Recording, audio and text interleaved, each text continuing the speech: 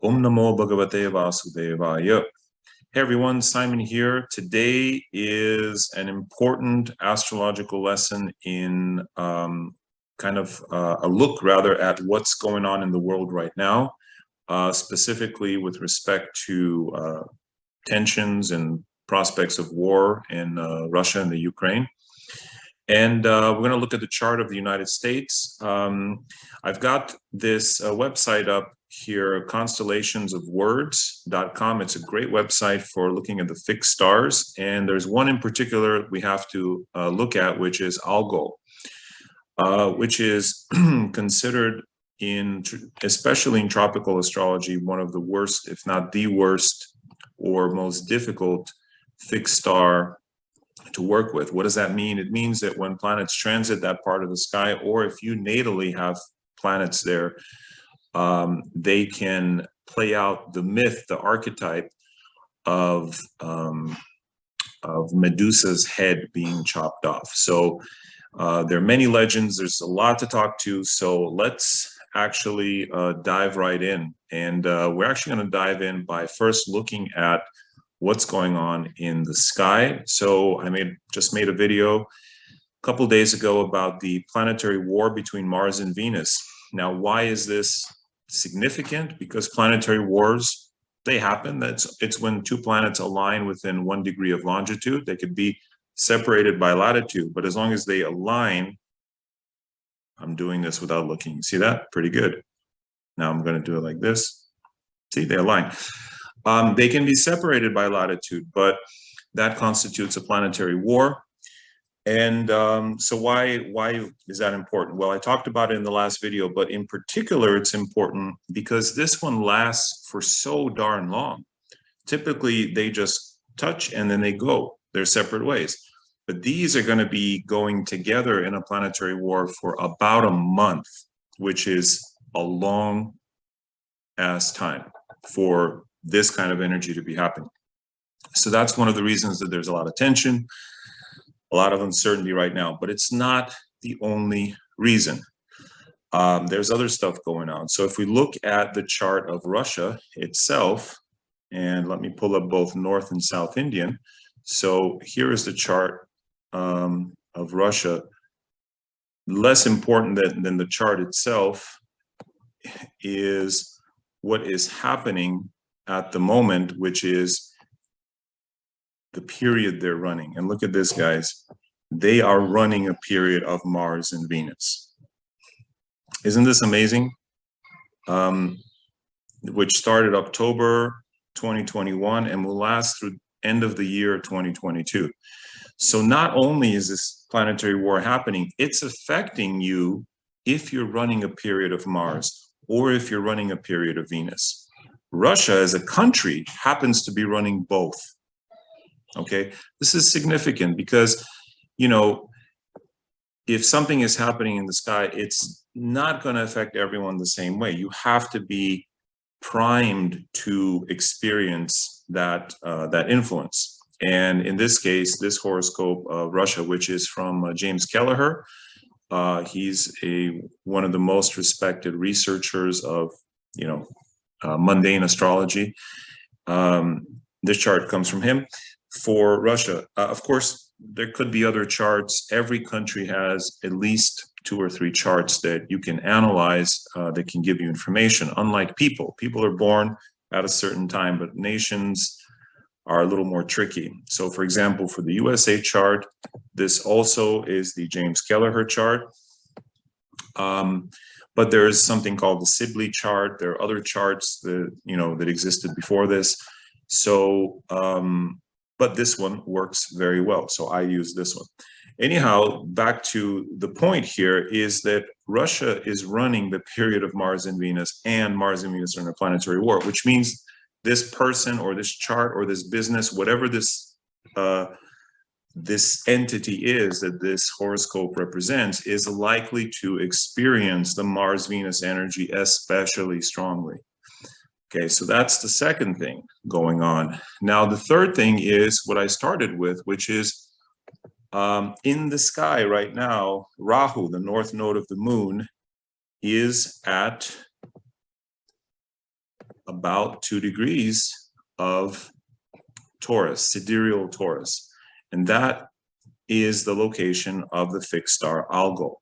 Now, it will change if you go to calculation options, and if we go to Rahu, Ketu, that's the mean node. If we go to true node, click OK, you see it's 225. So it's more or less the same. True node and mean node right now are, by the way, true node is also a mean node. It's a more, if you will, it's a mean node that takes in more, a little few more calculations, points of calculation to determine its position. But it's still a type of mean node. In any case, they're almost the same right now. So Rahu at 2 degrees is on the star Algol.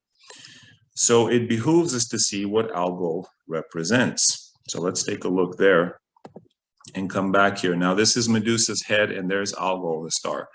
Why is it represented by Medusa's head? Well, Medusa was once a beautiful maiden. So this is the mythology. And like I said earlier, and Joseph Campbell was, very big on experiencing in discovering how human beings operate based on their own personal myths and universal myths. Like, for example, Dogecoin is a type of myth. It's a cultural phenomenon. This thing of Dogecoin to the moon. It's a type of, the Hopium myth or whatever. But that's a little aside. These ancient myths and archetypes have been ingrained, and they're deep. They've been with us for a long time. So, and they tend to play out in our lives if we are aligned with them. So if you have planets around 2 degrees Taurus, sidereal, then somehow in your life, this myth may be meaningful. So anyway, Medusa was a beautiful maiden. She was proud of her beauty, and she made love with someone, with a god, I think, in a temple, right? Completely ignoring the sacredness, ignoring her own, the prohibitions and so forth. And as a result, the price she paid was that she was turned into a woman whose hair was snakes, and she became ghastly, right? The opposite of what she was, and she had the power to turn men to stone. Anyhow, what does all that mean? Well, it means this star indicates payment for your past transgressions, wherein your chickens come home to roost, right? So, and if you have gone against dharma, you've gone against what is right, this is the point at which there is retribution, if you will. And Medusa eventually gets her head cut off by Perseus, the noble hero, right? He conquers. And that, in a sense, is the noble hero is the one who could transcend his or her own limitations and follow dharma, right? And then they slay the dragon, they slay the Gorgon, Medusa in this case. More pertinent to our point is this idea in Chinese astrology. This point is seen as piled up corpses, which has the association with war. And indeed, even the Arabs back in the day would use this star. Algol is actually a binary star, and when it transits, when it becomes lighter and dark, becomes bright, and then not so bright, bright, not so bright. And during the times when it went darker, they would attack. It would be seen as fortunate for war, for aggression, for violence, right? So for that reason, this star is seen as one of the most unfortunate in the sky. So, and with Rahu being there, there's going to be deception. Rahu is, again, another type of shadow. So we have a shadow on top of this already shadowy kind of position in the sky. So there could be, shadowy reasons for the war, implausible reasons, as it were, or the the motivations are not really in the open. They say it's for this, but it's really for something completely different. So anyway, I do encourage you, go to constellationsofwords.com. You can read about all of the fixed stars. You can list them here. You can go to the different, lists by longitude, by alphabetical order, etc., and read about them. So back to the charts now. Why is Rahu on Algol particularly important for us or for you? Well, if you live in the United States, you will notice that the US is running a Rahu period. Dun, dun, dun. The plot thickens. So Russia is running a Mars-Venus period, and Mars-Venus are in a planetary war. US is running a Rahu period. Rahu's transiting Algol. Now, what happens during Algol, transits of Algol, is one tends to lose one's head, either making bad decisions, or in the case of a company, it'll lose its CEO, or a country, there may be issues with the leader of the country, whatever those issues might be. It's not my place to speculate here. On top of that, at the moment, the US is running a period of Rahu-Saturn. Rahu-Saturn and Saturn-Rahu are the period in which what you fear most will materialize. Because Rahu and Saturn are both Vata planets. They're planets that rule fear, anxiety, trepidation, darkness, coldness, shaking. These are times when you, in a sense, you manifest your darkest fears. The good thing is that you manifest them so you can overcome them. And the people with whom I've spoken who have run Rahu Saturn and Saturn Rahu, they say in the beginning of it, everything goes, it's dark, like everything seems bad. But by the end of it, you have crossed that abyss, and you look back and you go, my God, my life has changed. I'm different now. So if you're running Saturn Rahu or Rahu Saturn, this is a little, bonus for you. Understand that what you fear most will materialize, and you will, if you're still alive, you will probably get over it, conquer it. Okay? And that will change you dramatically, because once you've crossed that abyss, it's done. Right? You can do it, and you've done it. Now, this becomes more problematic in the chart of the United States because, let me go back to both the North and the South Indian, and let me reduce my little face here. You will notice that right now in the sky, if you know where the planets are, actually, this is not accurate. Krishnamurti, this is, hold on a second. The South Indian here is not correct. Let me fix that. And show the sign. There we go. The moon is in Capricorn.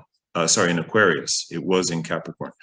So this is the correct chart. So now, I'm going to put my mug back up just for fun. You will notice that Saturn in the sky is here, in the sign before the moon, right here. Well, what does that mean? Well, you know what it means. It is Sadasati. So the United States is running its Sadasati period. If you're a human being, your Sadasati period, three things happen. Number one, likely you move, change of residence.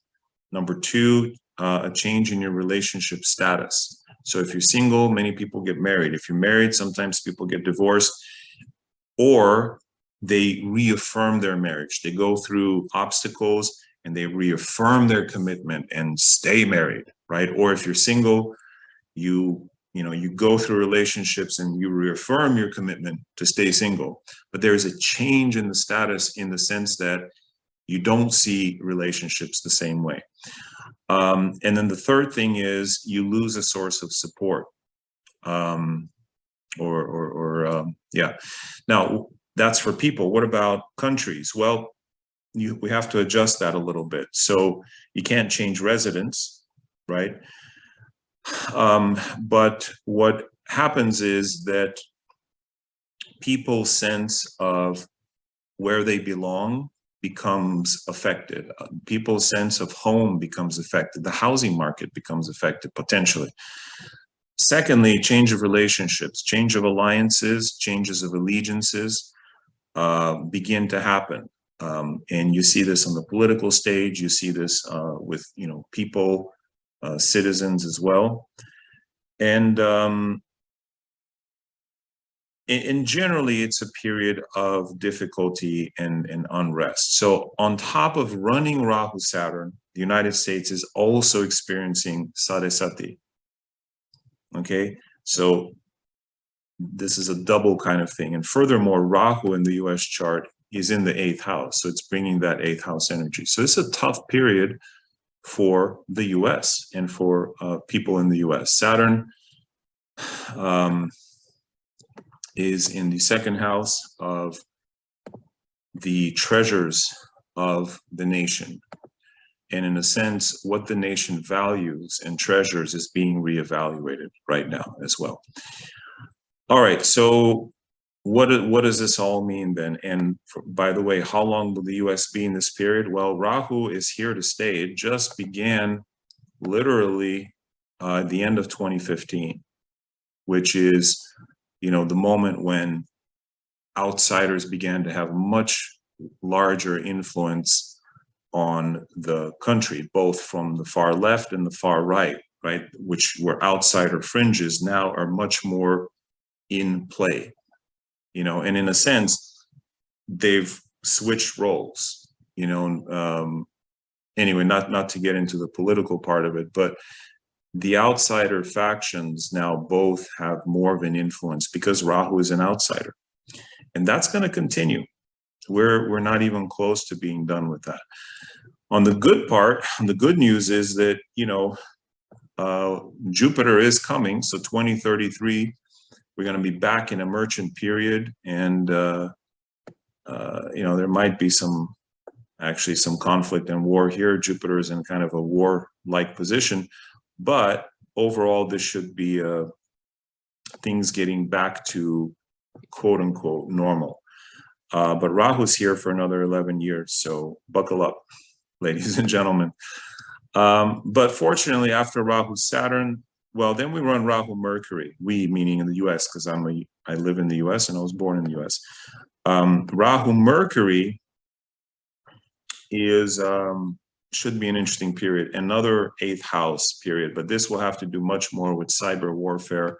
I talked about this a couple of years ago, where the cyber warfare, cryptocurrency, stuff happening, satellite technology, artificial intelligence, all that stuff will be the main focus. At the moment, it's Rahu Saturn. Saturn's in the 10th house. 10th house indicates leadership. And there's a massive battle for, who represents the country, and who is the true leader of the country. Anyway, yeah, so that's the US chart. So let's take a quick look back at the Russian chart. So Russia is running Mars, Venus. Look at this. Mars is in the 5th house. Venus is in the 4th. Each of them are very strong in the natal chart of Russia.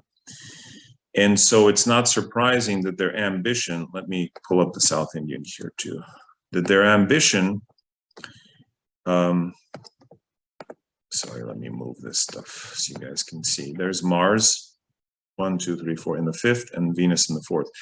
Their ambition is what? 4th house, land. And Venus is in the nakshatra Swati, which has to do with spreading, right? With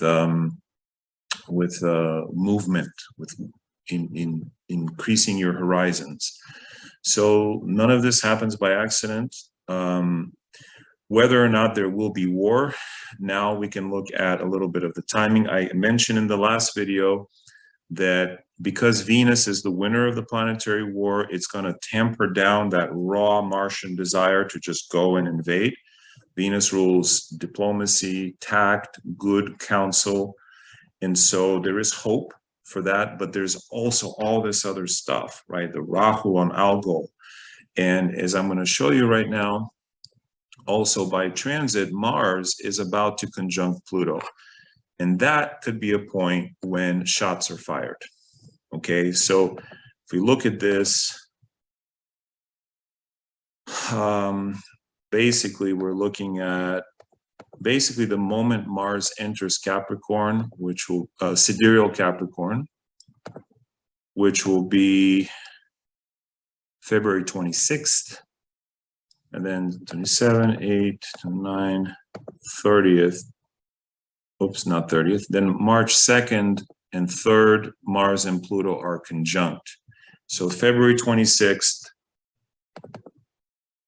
and then Venus and Mars cross Pluto. So then by the end of the first week of March is a dangerous time when I think shots can be fired. Now, whether that leads to all-out war or it's just a release of tension, because in some ways it kind of needs a release. Mars, Venus are a very passionate combo. If you have this combo in your chart, you know you have to do something physical or even sexual, like there's sexual energy. But when it's not sexual, it's aggressive energy, right? Testosterone needs to be expressed. So it can be a kind of shots fired, like in order not to lose face, maybe they have to pretend and then pull back. So hopefully it's minimized. Hopefully that's it. I'm very leery of even making this kind of video. But you know, we use the reality that we live in as a mirror to reflect what we're studying and learning. And Jyotisha is a mirror of our reality, and you can see it playing out beautifully, if frighteningly, in the chart. So if you're running Saturn, Rahu, or Mars, or Venus for that matter, you know, understand that this is a fraught time for you, just as it is for those countries that are running those periods as well. So, yeah, so to summarize, Rahu and Algol, losing your head. Be careful of losing your head. For countries, it could mean a loss of leadership or difficulty in that sphere. Mars, Venus together for 1 month, from February 12th all the way through March 12th. So basically, if we can make it through like the end of the first week of March onwards, let's say March 10th, should be okay. But this is the period. This is February 18th now as I'm making this video. So anything between now and then, now in March, for end of first week of March, is a very fraught time, with specifically when Mars moves, which is the 26th into Capricorn. Very difficult period. So anyway, I mean, you guys are used to seeing me make videos on Bitcoin, compatibility, and so forth. And by the way, let's look at the compatibility of the US, which is a Sagittarius rising, and Russia, which is a Cancer rising. What does that mean? Well, it means the ascendant of one. Let me get rid of this here 1 second. The ascendant of one country, in case the US, falls in the 6th house of the other, and the ascendant of the other falls in the 8th house. So it's a 6-8 relationship. No bueno, you know. And speaking of relationships, I know this is turning out to be a bit of a long video. I started with war and ending it with relationships, but you know, that is life, is relationship. We rub elbows with the people around us. And if you live in a big city or in a populous place like India, Indonesia, China, you know, New York, LA, Mexico City, you're used to running into people. That is, life is relationship. And sometimes you bump, sometimes you spill your coffee. And right, those are times that things are 6-8. And sometimes someone opens the door for you and smiles and gives you a compliment. That's 5-9. Those are the positive, harmonious relationships. But just from that, the ascendants of the US and Russia are 6-8 to each other. Now let's take a look at the moon. The moon of Russia is in Sagittarius, which is in the USA moon. Where's the USA moon? Is in Aquarius. So that's actually a positive relationship. The fact that Russia's moon falls in the ascendant is very interesting. It means one is always thinking of the other. Now, which one is it? It's both. Sometimes it'll be the Russians who are, because their moon, their mind is where? Right on the United States. So they're always thinking about what the US is doing. But, or always listening, always eavesdropping, right? Always need to know what's happening. But also, obviously, the US is also thinking about Russia a lot as well. So in a straight compatibility relationship, the moon here in the ascendant is actually positive. If their ascendants were in 6-8, that this would be kind of an endearing thing.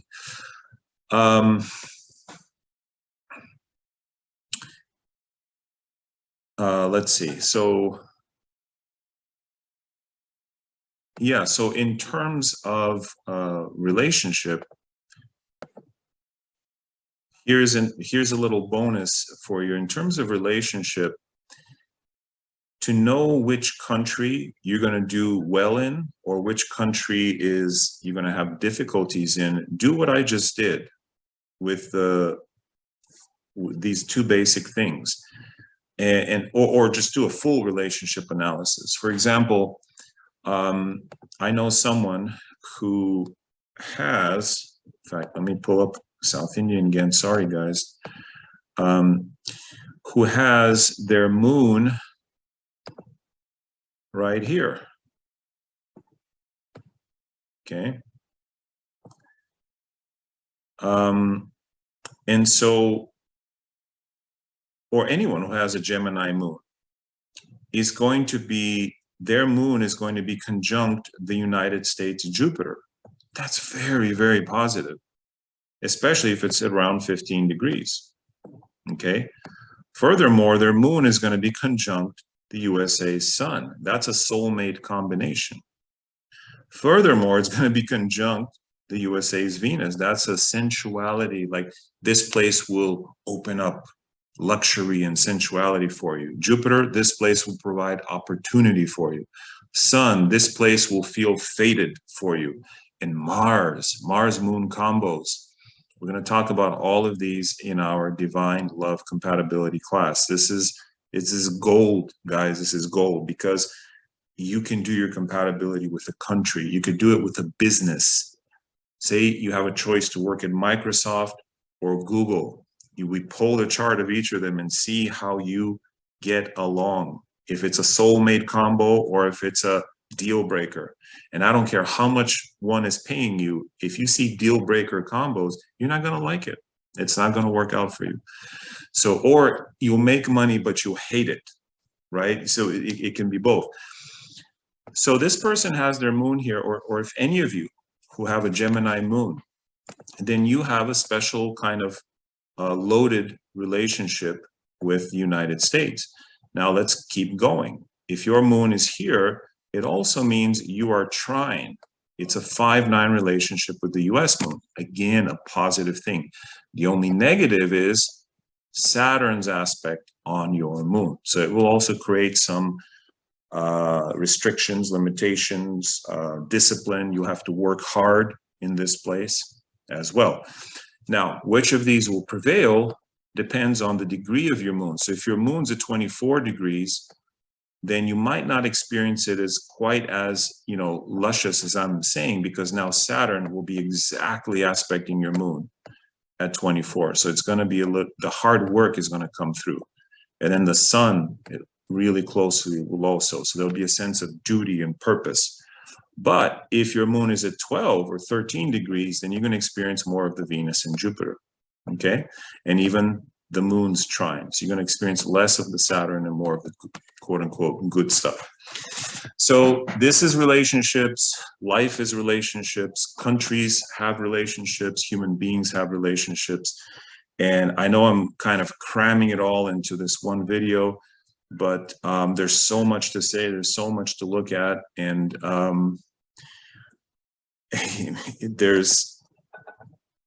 it's one art, it's Jyotisha. And Jyotisha affords us the ability to look at the world, look at the client in front of us and say, hey, and ask them, not tell them, but ask them, hey, the chart shows that you had great difficulty connecting to your mother. Is this true? And if so, how has that played out? Then you see the client all of a sudden go, oh my God, yada, yada, right? Not to get changed to another subject, but I just love Jyotisha. I think it's beautiful, and it beautifully represents the reality that we live in. It's a beautiful mirror, a metaphor for life. And we can truly look at anything from sports, which I like to do, sports prediction. I've got to do one on the Super Bowl that we just had, to relationships, which is the most important thing, to finances, and everything else. So, guys, I hope this was useful. And all I can say is I'll see you in the next one, God willing. Namaste. Hey everyone, I had to make this addendum because right after I closed the video and kind of went off to do my thing and let it, process, I come back to my email, and this is the email that I have. This is the word of the day. Now notice, this is the date, February 18th, 2022 at, when did this come in? 4 p.m. So I made the video about an hour ago. The word of the day is gorgonize. Guys, we just literally finished talking about this, and there's the image of the Gorgon or Medusa, to paralyze, petrify, or hypnotize. After Gorgon, any of the three monstrous sisters in Greek mythology, Stheno, Euryale, and Medusa. They had snakes for hair and turned into stone anyone who looked into their eyes. Apparently, it was okay to objectify people in those days. Anyway, the point is, we literally just finished talking about Algol, which is the position, the star that represents the Gorgon, Medusa. The Gorgon's head, as you can see right there. So, I mean, if you're not amazed, I'm constantly amazed every day. I'm, just this side of 50 myself, and every day I get, wow, I get, there's wonder, right, every day. So I just thought I'd make this little addendum and show you, even in my email, the word of the day is gorgonize. So there it is. Correlations are everywhere if we have eyes to see them, and live in the myth of our own creation. I guess that's it. Don't want to make this video any longer than it is. Now I got to kind of glue these videos together. But if you have any questions or comments, just put them below. By the way, this may be a good point to announce that I'll be creating a new YouTube channel for just crypto and financial stuff. So look for that in the near future. And yeah, we'll see you in the next one. All right. Thank you, everyone. Namaste.